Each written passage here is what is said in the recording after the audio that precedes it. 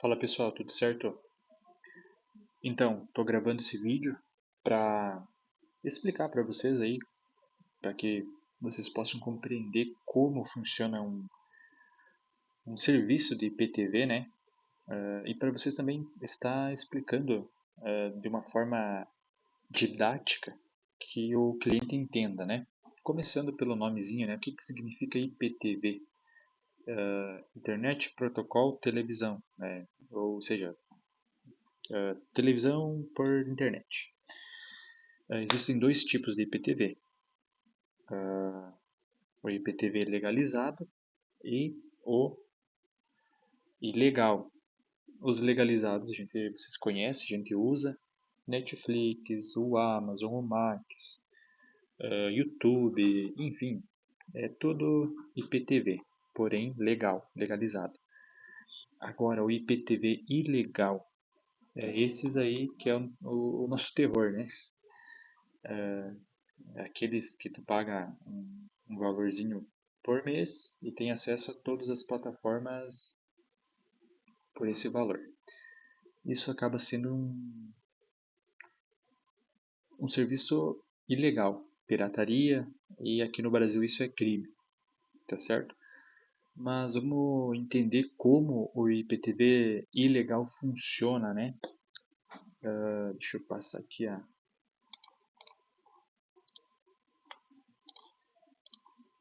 vamos lá.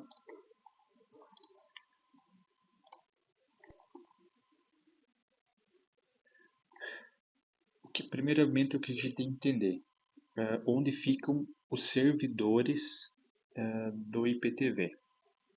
Como eu falei antes, no Brasil, né, a Anatel, ela ela bloqueia, não só bloqueia, como prende quem vende IPTV, ou quem tem servidores de IPTV. Por isso que não tem servidor no Brasil, né? O servidor ou é nos Estados Unidos, ou é na Rússia, ou é na China. Isso é bem difícil de dizer com exatidão onde é, mas a maioria dos casos é nesses países que eu mencionei. Então, quando o Guilherme está lá na casa dele, quer assistir um jogo, um filme, pelo IPTV ilegal, o que acontece?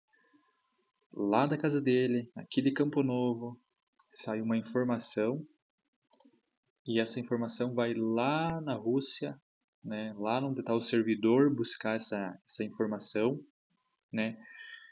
O servidor, o que que é um servidor? É um computador um pouco melhor, mais potente, mais robusto, tá?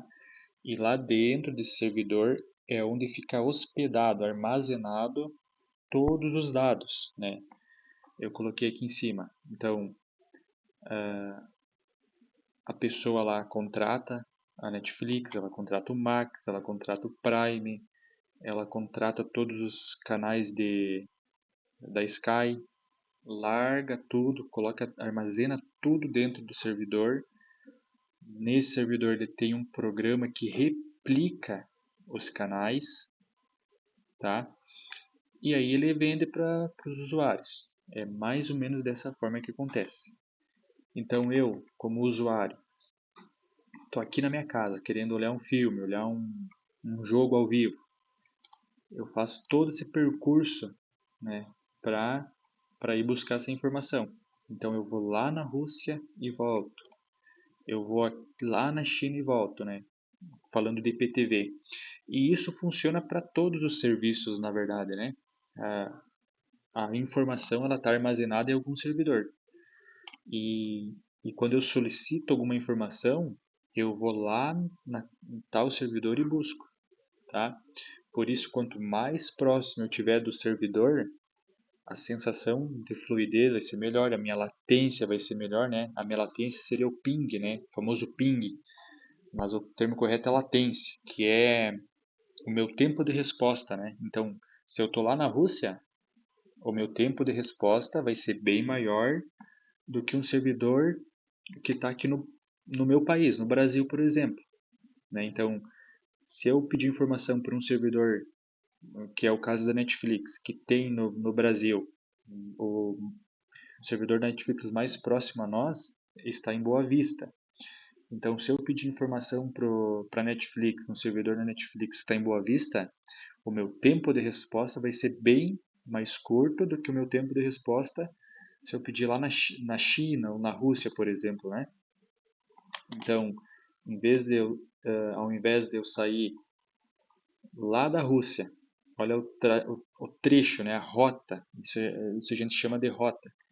Então, ela tem que percorrer toda aqui o continente aqui para ir buscar essa informação e me trazer essa informação, né? Diferente de uma Netflix que ele vai ali em Boa Vista e já volta, né? Então, o meu tempo de resposta vai ser bem mais curto. E como eu falei antes, quanto mais próximo eu tiver do servidor, mais fluido vai ser. E por isso que isso engloba também vários outros serviços que dão problema, né? Porque a rota está obstruída, né? É a mesma coisa eu ir viajar, vamos dizer que eu vou ir lá para Tocantins, né? Se a rua por onde eu preciso ir, sei lá, ocorreu um acidente, estão reformando a pista, vocês concordam que vai sobrecarregar a pista, né? Porque está obstruída, tem problema na pista. E é a mesma coisa que acontece na nossa situação com redes, né? Se alguma fibra, algum problema em algum servidor nesse meio tiver ocorrido, a minha sensação vai ser ruim, vai travar, vai oscilar, vai demorar para carregar. Então é isso que ocorre. Nunca é a internet nossa ali que é o problema, né? E sim alguma rota externa, tá? Se você tiver alguma dúvida, a gente pode sentar e conversar um pouquinho melhor sobre rota, né? Sobre isso. Ou pode ser um assunto para outro vídeo também. Mas voltando aqui para o assunto de IPTV. Então, resumindo essa primeira parte. Servidores de IPTV são todos fora do Brasil, né? Então, para eu pedir essa informação, meu tempo de resposta vai ser bem maior por causa da distância. Eu vou lá nesses 3 países para buscar informação. E isso causa travações. E é mais ou menos dessa forma um servidor de IPTV ilegal. Uma bagunça, né? Porque é tudo clandestino, é tudo fundo de quintal, né? Sem nenhuma estrutura adequada, sem nenhuma robustez, né? Os caras só querem ganhar dinheiro. É diferente da Netflix e de serviços pagos, por exemplo, como eu estava citando anteriormente. Netflix tem servidores pelo mundo inteiro, né?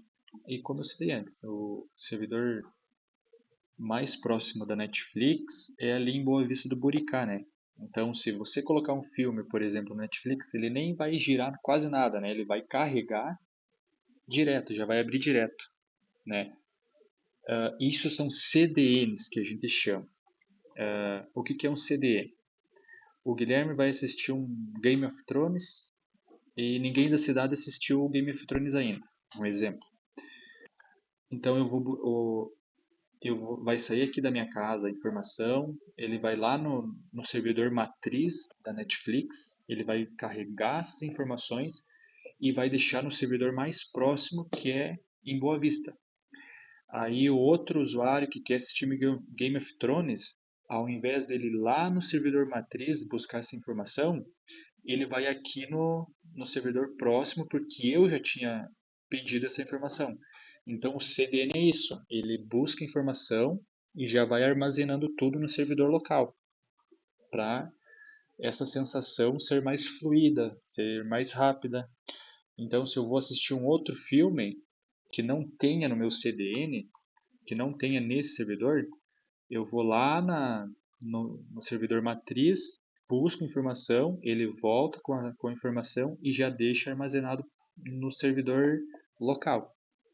E isso que é um CDN.